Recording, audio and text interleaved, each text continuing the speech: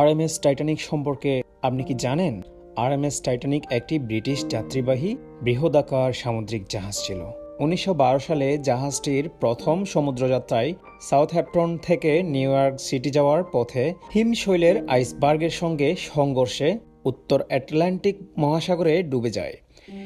এটি ওই সময়ের সবচেয়ে বৃহৎ, আধুনিক ও বিলাসবহুল যাত্রীবাহী জাহাজ ছিল। টাইটানিক ছিল গ্রিক পুরাণের শক্তিশালী দেবতা। তার নামানুসারেই এই জাহাজের নাম রাখা হয়েছিল টাইটানিক। এটি আসলে জাহাজটির সংক্ষিপ্ত নাম। এর পুরো নাম ছিল আরএমএস টাইটানিক। আরএমএস অর্থ হচ্ছে রয়্যাল মেল স্টিমার, অর্থাৎ পুরো জাহাজটির নাম ছিল royal mail steamer Titanic. Titanic জাহাজটির নির্মাণ কাজ শুরু হয় 1907 সালে। 5 বছর একটানা কাজ করে 1912 সালে জাহাজটির কাজ শেষ হয়। ইংল্যান্ডের হোয়াইট স্টার লাইন এই জাহাজটির নির্মাণ করেন। 60,000 টন এবং 275 মিটার দৈর্ঘ্য বিশিষ্ট জাহাজটি নির্মাণ করতে সে সময় খরচ হয়েছিল $75 লাখ। জাহাজটির যাত্রা শুরু হয় 1912 সালের 10 এপ্রিল। সাউথহ্যাম্পটন থেকে নিউ ইয়র্কের উদ্দেশ্যে যাত্রা শুরু করে টাইটানিক। সেই সময় টাইটানিকে মোট যাত্রী ছিল 2200 জন এবং কয়েকশো কর্মী। শুরুতেই মাত্র 4 ফুটের জন্য SS city of new York জাহাজের সঙ্গে সংঘর্ষ এড়াতে সমর্থ হয়। 77 নটিক্যাল মাইল এগিয়ে শেরবোর্ড থেকে 274 জন যাত্রী তুলে নেয়। 11 এপ্রিল রাত 11:30টায় আয়ারল্যান্ডের কর্ক পোতাশ্রয় থেকে জাহাজে ওঠেন 113 জন তৃতীয় শ্রেণীর এবং 7 জন দ্বিতীয় শ্রেণীর যাত্রী। ব্রিটেন থেকে আটলান্টিক মহাসাগর পাড়ি দিয়ে আমেরিকায় যাওয়া খুবই বিপজ্জনক ছিল। ছোটখাটো জাহাজের পক্ষে বলা চলে জীবন বাজি রেখে যাত্রা করা, কারণ হঠাৎ সামুদ্রিক ঝড়, জলোচ্ছ্বাসে পড়ার আশঙ্কা সময় ছিল।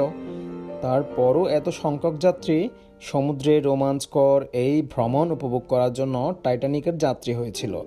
টাইটানিকের প্রথম শ্রেণীর ভাড়া ছিল $3,100 আর তৃতীয় শ্রেণীর ভাড়া ছিল $32।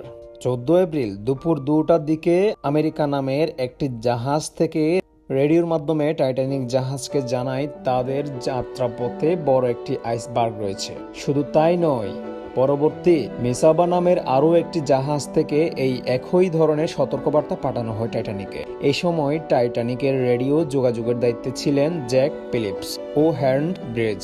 দুবারই তাদের দুজনের কাছে এই সতর্কবার্তাকে অপ্রয়োজনীয় বলে মনে হয়, তাই তারা এই সতর্কবার্তা টাইটানিকের মূল নিয়ন্ত্রণ কেন্দ্রে পাঠাননি। টাইটানিক দুর্ঘটনার মাত্র 40 মিনিট আগে ক্যালিফোর্নিয়া শিপের রেডিও অপারেটর টাইটানিকের সাথে যোগাযোগ করে আইসবার্গটি সম্পর্কে বলতে চেয়েছিলেন, কিন্তু টাইটানিকের রেডিও অপারেটর ক্লান্ত। জ্যাক ফিলিপস রাগান্বিতভাবে বলে, আমি কেইব্রেসের সাথে কাজে ব্যস্ত, এবং লাইন কেটে দেয়। ফলে ক্যালিফোর্নিয়ান শিপের রেডিও অপারেটর তার ওয়্যারলেস বন্ধ করে ঘুমাতে চলে যায়। বলা চলে তাদের এই হেয়ালিপনার কারণেই ডুবছে টাইটানিক। দুর্ঘটনায় পড়া। টাইটানিক যখন দুর্ঘটনাস্থলের প্রায় কাছাকাছি চলে আসে, তখন জাহাজের ক্যাপ্টেন সামনে আইসবার্গের সংকেত পান। আইসবার্গ হলো সাগরের বুকে ভাসতে থাকা বিশাল বিশাল সব বরফখণ্ড। এগুলোর সবচেয়ে ভয়ঙ্কর ব্যাপার হলো এগুলোর মাত্র 8 ভাগের 1 ভাগ জলের উপরে থাকে, মানে এর বড় অংশটাই দেখা যায় না। তখন তিনি জাহাজের অভিমুয়া সামান্য দক্ষিণ থেকে ঘুরিয়ে নেন। সেই সময় টাইটানিকের পথ পর্যবেক্ষণকারীরা সরাসরি টাইটানিকের সামনে সেই আইসবার্গটি দেখতে পায়, কিন্তু তখন দেরি হয়ে গেছে। টাইটানিকের ফার্স্ট অফিসার মোট আকস্মিকভাবে বামে মোড় নেওয়ার অর্ডার দেন এবং জাহাজটিকে সম্পূর্ণ উল্টো দিকে চালনা করতে বা বন্ধ করে দিতে বলেন। টাইটানিককে আর বাঁচানো সম্ভব হয়নি।